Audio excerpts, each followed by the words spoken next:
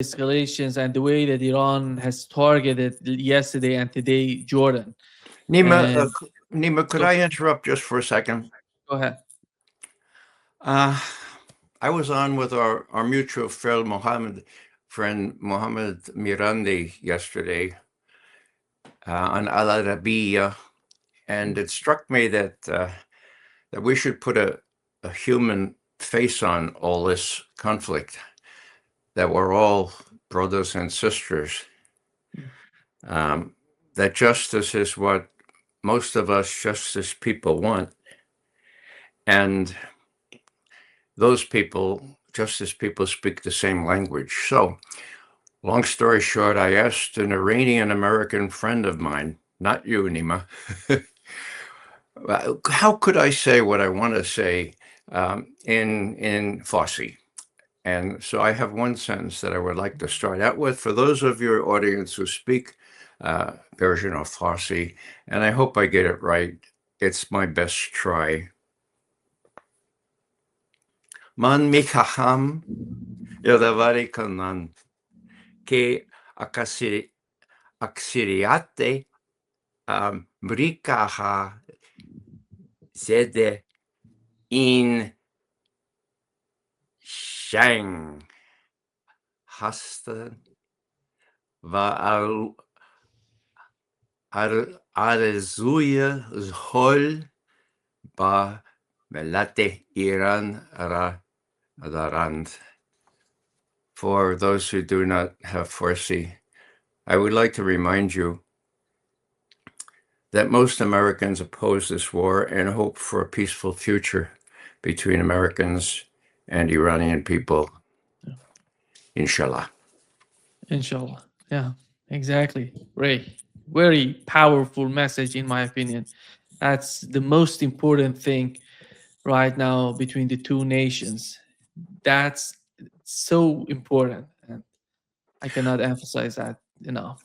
Yeah, I think that I hope that the Iranian leaders realize that the administration and doing the things that the current administration is doing from Washington, it does not represent the will of the people, and that upwards of 70% have been against this war from the very beginning. So this is an anomaly. It needs to be treated gingerly, but in the end, there are more justice people. I have great faith in my fellow Americans. The good will come through. And meanwhile, patience and delicacy and diplomacy are essential. Yeah, exactly. Ray, let's talk about what has happened yesterday, the Iranian attack on Jordan, and it seems that there is. Let me just check out if your microphone, Ray. It seems that I don't know. Is Can you hear me? Yeah, I can hear you, but Okay. there is something going on with the microphone. I try to resolve that. Okay. Yeah. Okay. Is it okay now? Yeah. Okay. Ray, yesterday there was attack on Jordan, which later on we've learned from the SANDCOM, the statement, they say two forces were killed, one missing, and something like 15 or 16 servicemen were sent to Germany because of the critical situation they were in. And this is the situation right now between the two sides. And today we had more attacks on the port, as they call it, a Kaaba port in Jordan, in close to Eilat of Israel. Some of the missiles were somehow Israeli air defense system tried to intercept some of these missiles because they were so close to Eilat, to that part of Israel. This is the situation right now. Donald Trump, every time he's talking about the situation, he says that Iran they don't have air force, navy, they don't have missiles. 99% were destroyed. But after all, you see this happening again. What is your understanding of the situation we are in, and with the case of attacks are somehow escalating? Yesterday and today we had attacks on desalination plants, power plants. and somehow the war is getting to the infrastructure. Well, Nima, with respect to our president, the first people over which we exerted dominion, we people from Europe originally were the American, Native American, we call them Indians by mistake. And the Indians began to have this expression, white man speak with forked tongue. Well, we know that what it's like for the last several years, and the Iranians are up to that. No longer will they be deceived by sweet talk aimed at obvious aims like getting the Strait of Hormuz open. Now, with respect to the two Americans killed, I don't know of any immediate response on the part of Trump. I would have expected he would do one of his emails just now. But what I do know is that most of the Americans will be asking, well, what were those 2 or 3 or 4 or 16? What were they doing there? Was Jordan, was Iran a threat to the United States? And the answer is clearly, of course not. Well, what were they doing there? They were there for Israel. Israel is behind this whole mess. And for the first time in ever since 1948, and I remember 1948, great rejoicing that a people without a homeland found a homeland without people. A big lie from the beginning, okay? So for the first time since then, the Americans are wise to all this stuff. And it's just a matter of time before Trump has to trim his sails and either put up or shut up about Israel. Now, Israel has been, as far as I know, over the last day or two, exceptionally reserved. Maybe you know more overnight.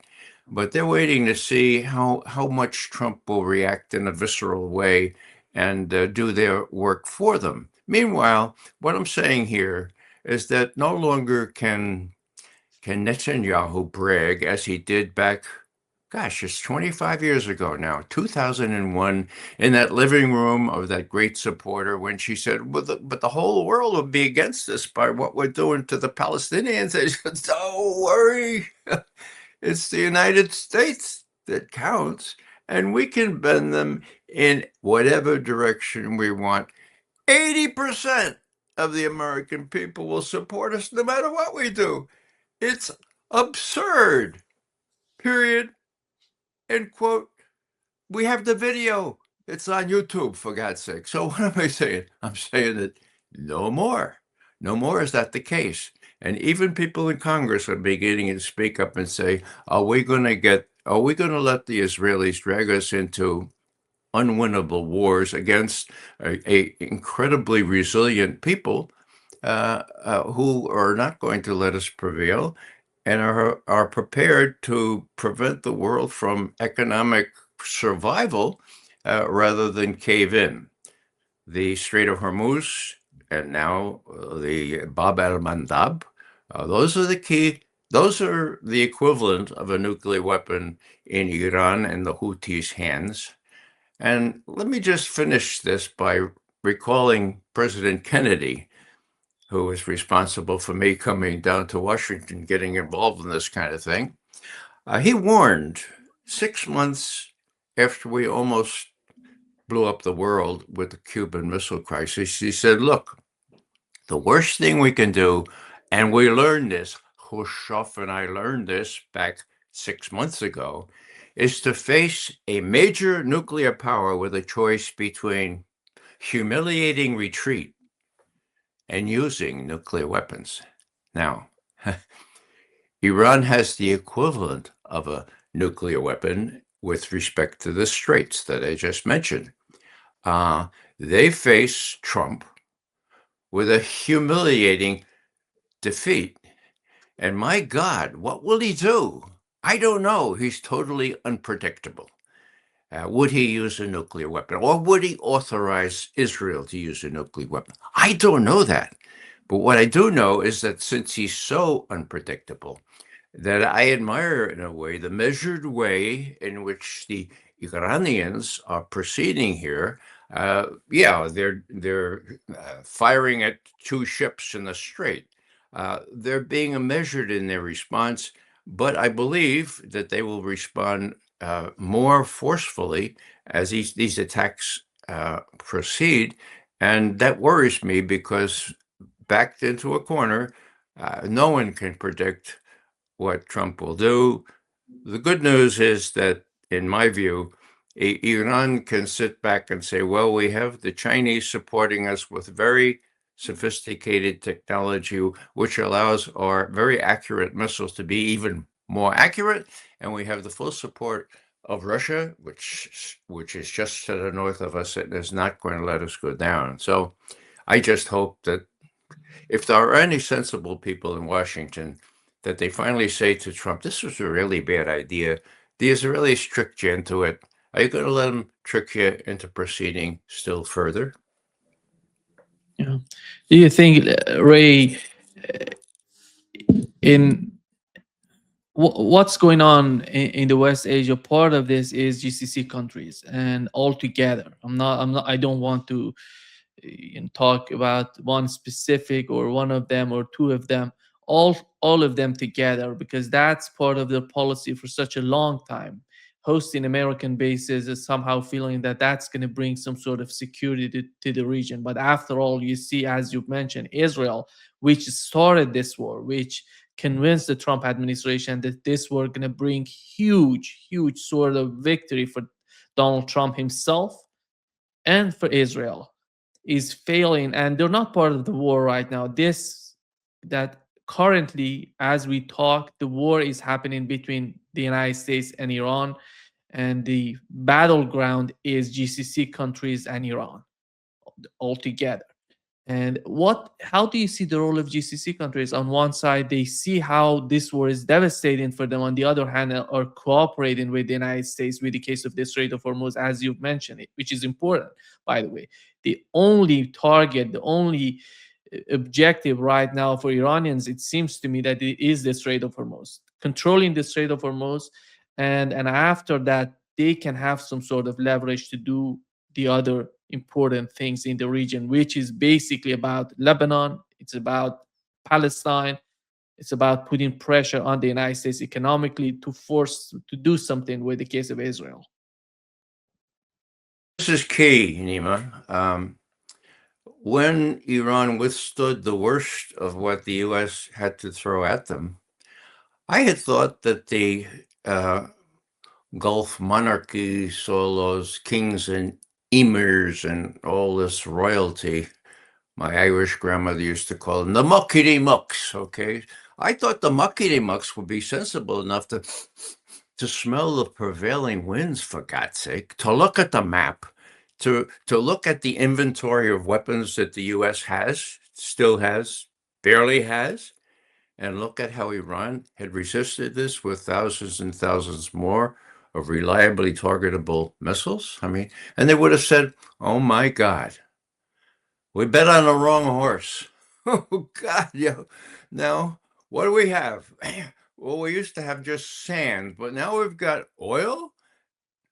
We can't drink oil. We need those desalination. Oh, we've got gas. We can't eat gas. Oh, we got gold. Yeah, we can hug the gold as we expire from lack of water and food. I mean, hello, will they ever wake up? Now, I was wrong in thinking they would have woken up by now. Um, but but now, what will they do? I mean, are they so sclerotic? Are they so bound into this thinking that the U.S. is going to come through to them for them in the final analysis? If they are, that's the end of the Gulf monarchies, as far as I'm concerned. They will return to dust, and into dust they shall return. Okay, so uh, I'd be interested in your opinion here. They seem to be the key to the problem. They do want that strait open. Will they expel United States forces from their bases. I think there are tens of thousands of U.S. forces in Kuwait. There are others spread around the area. There are Marines and 82nd Airborne offshore. Will they tell them to go home and work out some sort of deal with Iran where they can live in a modus vivendi, not keep as much wealth as they have now? But again, you can't drink the oil and you can't eat the gas, and going to bed or going to eternity hugging your gold is not a really good prospect. So I don't know. What do you think? Do you think the Gulf monarchies will finally wake up and smell the way the wind is blowing? a, a little sign about that, Ray, because the war, what has happened during the war, even before the war started, the attack on Doha by Israelis, I thought that that could be a warning for them, that because Israel is going to come out. If the Israel attacks Doha, you can imagine they can attack each and every country in the region. But right now, the, the the calculation has been destroyed, in my opinion, on each and every part of the region, on the part of Iranians, on the part of GCC countries, because of the war and the outcome of the war. There is something going on right now which cannot be removed from the calculation. This factor is the Strait of Hormuz. This factor is the ongoing conflict between Iran and the United States. Since I don't see the United States backing down because of Israel, Israel is not going to back down, and they have a lot of leverage on the Trump administration. That's why I don't feel that the Trump administration going to do anything to somehow to de-escalate the situation in the West Asia. So who are these GCC countries? What would be the role? Are they going to stay under the thumb of the United States and Israel and the Trump administration? That's a big question. In my opinion, economically, they cannot get away. They cannot get rid of, they're dependent on the West. But on the other hand, they have security issues inside the region. They have to consider that. They have to take that into consideration. I don't know what would happen because these are not rational players after all. Yeah. Uh, well, you know, the Gulf states, of course, have given the United States very large concessions, economic concessions, and financial concessions in return for protection. It's sort of protection money in a way. They don't have that protection anymore. When are they going to wake up? When are they going to say, oh my God, the Iranians are going to not give up? And oh my God, maybe we ought to make a deal. Maybe there's some way that we can get together with Iran and say, okay, we'll handle this right in this region. We don't need any outside interference. I mean, that would be the logical thing to do. The fly in the ointment, as you point out, is Israel and its hold on the president. Now, there are upcoming elections here in November. There are also elections in Israel in September, if I have that right. What's going to happen between now and then? Can the strait remain closed until then? If that happens, there's a worldwide depression. And will the United States escape the effects of that? It will not. Will the price of gas approach $10 a gallon before the elections? Yes, it probably will. Now, what scares me, and this is a domestic thing, is that Trump and his coterie of Zionist advisors don't seem to give a rat's patootie about the midterm elections. My God, why would that be? Why would they be doing these things? Why would they pick a fight with the Pope, for God's sake? When 55% of Catholics, I'm ashamed to admit, voted for Trump last time. Okay, so I can only conclude they have other plans. They have other plans, and so one way to look at this is that 250 years of republic. That's pretty good by any standard.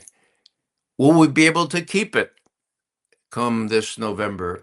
I just don't know because ICE, those people, and the National Guard, if Trump chooses to use them, and even part of the military, if Hegseth is told to use the part of our military, can prevent the election, can affect the election in ways not imagined in 250 years. So that's why I think that Trump would be even more stubborn, uh, in addition to the influence of the Zionists, to give up. Or, let me just say it. I mentioned Kennedy. Don't don't face a nuclear power with an unwelcome choice between humiliating defeat and using nuclear weapons. What are the chances? What are the chances that someone will advise Trump, look, one of these little mini nukes on this particular Iranian facility, yeah, that'll do it. They'll tuck tail and just meet our terms. Then what would he say? I have no confidence. I have no confidence at all that I can predict what he would say. And neither does Iran, neither does Russia, neither does China, neither do the other countries in the region. That being the case, my God, worse still, would he give Israel permission? I don't think the Israeli, well, maybe they would do it on their own. They have nukes too, right? They are in extremis.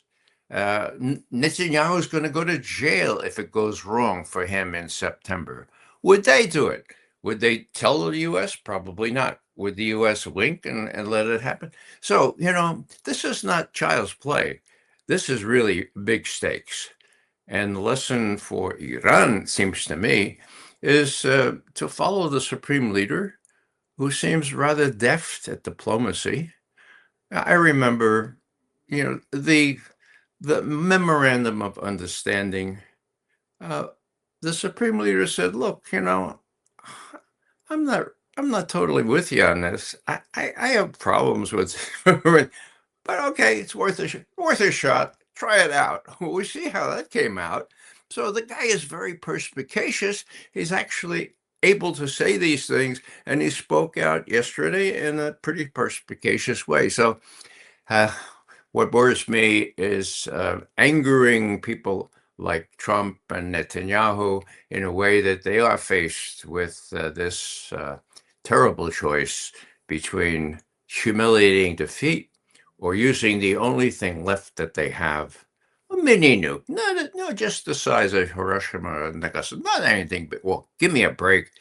That's what we have to avoid at all costs, it seems to me. And if that means a little bit of more measured reaction to U.S. strikes, well, tit for tat is okay, but this guy is unpredictable. The implications of that are horrendous.